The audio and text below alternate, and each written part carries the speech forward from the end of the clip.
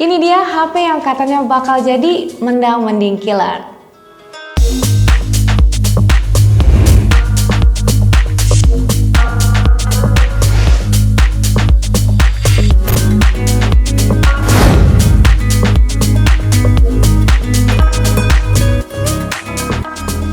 Yang paling pertama ke notice dari iQOO Z7X ini adalah, wih gila, desainnya cakep banget bos. Lihat nih, backdoornya tuh cakep banget. Gue dapet yang warna hitam, punya finishing ala-ala sandstone gitu. Tapi ini cuma finishingnya aja ya, nggak ada teksturnya. Yang bikin cakep lagi ini backdoornya melengkung gitu, yang bikin handling HP ini enak walau sebenarnya ukurannya lumayan gede.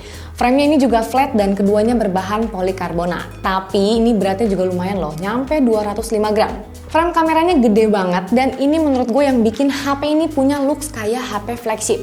Framenya kotak, presisi dengan 2 layer. Layer yang kecilnya ini isinya flash dan ada tulisan fotografi high performance. Apa iya ya? Nanti kita buktiin aja ya.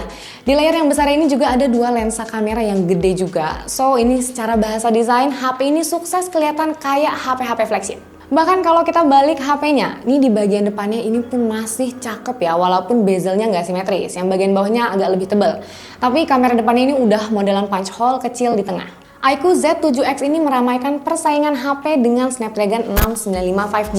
Chipset mid-range yang lagi naik daun, punya fabrikasi 6 nanometer dengan konfigurasi 2 B-Core 2,2 GHz dan 6 efisien core. Unit yang gue pegang ini punya RAM 8GB dengan storage 256GB UFS 2.2. Gue coba running di beberapa aplikasi benchmark. Yang pertama ada Antutu Benchmark versi 9.5.7. HP ini bisa dapetin skor di 416 ribuan.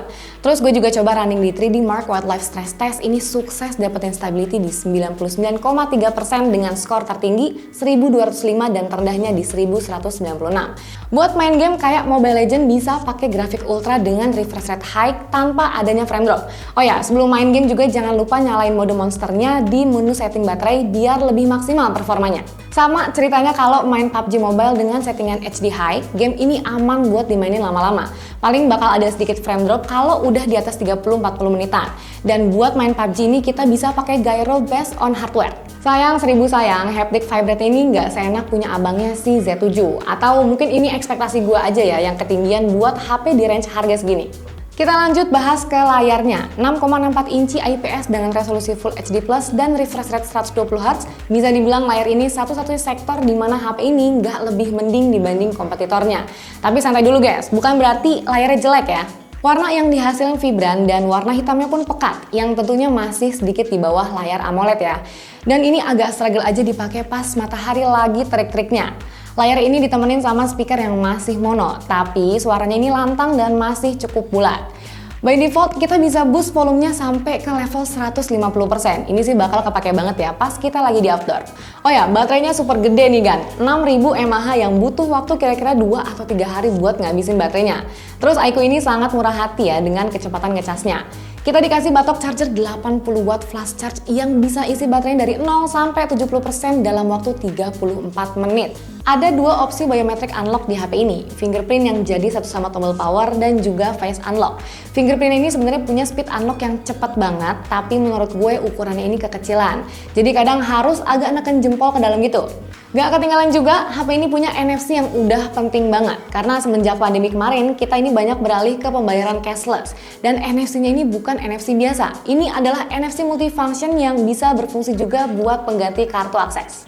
Terakhir kita bahas ke kameranya. iQOO Z7X ini punya setup dual kamera yang sebenarnya sih ini bisa dibilang rasanya kayak satu kamera aja.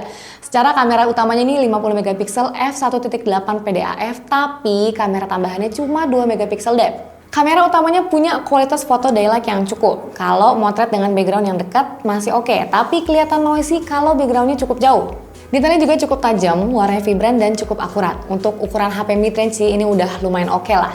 Nah, buat indoor atau low light nih udah mulai kerasa soft. Detailnya juga sebenarnya masih cukup oke, tapi tanpa di zoom pun ini kerasa banget noise reduction-nya ketinggian. Di sini shutter lag-nya ini bakal melambat pas kondisi low light. Alhasil foto jadi akan sedikit blur kalau orang yang kita foto gerak dikit aja. Dan walau ada kamera depth-nya, foto potretnya ini masih sering miss. Sebenarnya ini nggak ketara sih, mungkin emang gue nya aja kali ya yang terlalu perfeksionis. Untuk perekaman video, kamera utamanya bisa Full HD 60 fps, tapi stabilisasi AIS-nya ini cuma bisa di Full HD 30 fps aja. Gue rasain sih ini nggak terlalu stabil banget juga sih, dan ini masih sering jitter, walaupun videonya diambil pas siang-siang. Kamera depannya 8 megapiksel f2.0, gambarnya tajam kalau buat selfie di kondisi banyak cahaya. Di low light-nya sudah pasti ya cat air dan noisy. Buat video kamera depannya ini mentok di Full HD 30 fps. Oke teman-teman, ini hasil perekaman video dari kamera depan di iQOO Z7X. Resolusi paling mentok Full HD 30 fps. Nih aku sambil jalan-jalan ya biar kelihatan hasilnya. Jadi gimana hasilnya? Oke, kesimpulannya, dengan harga 3 jutaan, ini adalah harga yang worth it banget buat sebuah smartphone dengan chipset Snapdragon 695 dan kemampuan flash charge 80 wattnya. Looksnya juga ini menjual banget ya kalau buat diajak nongkrong. Ya mungkin kalahnya cuma layarnya aja, yang dimana udah banyak banget yang pakai panel AMOLED. Tapi jujur li, ini gue agak terkejut juga ya dengan kehadiran HP-HP mid-range-nya iQOO, yang tentunya ini bisa bikin kaum mendang-mending berpaling menemukan pujaan yang baru.